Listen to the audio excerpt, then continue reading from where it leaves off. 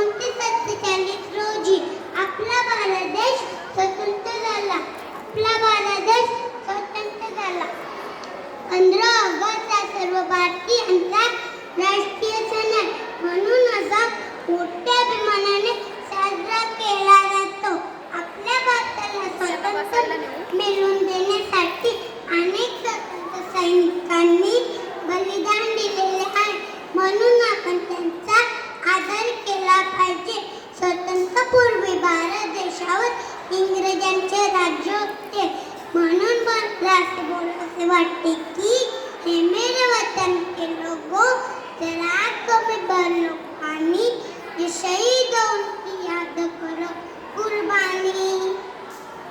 15 August या दिवशी भारताचे पंतप्रधान लाल किल्ल्यावर तिरंगी झेंडा फडकवतात आणि स्वतंत्र सैनिकांना 21 तोफांची सलामी दिली जातो.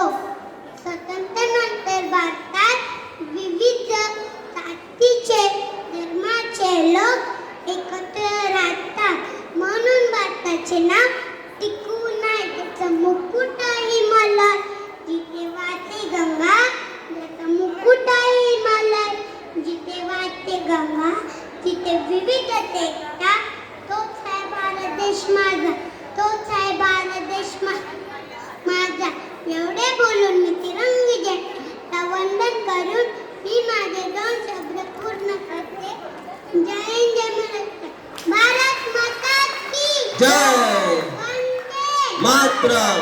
स्वतंत्र दिनाचा विजय असो. जय भवानी, जय शिवाजी.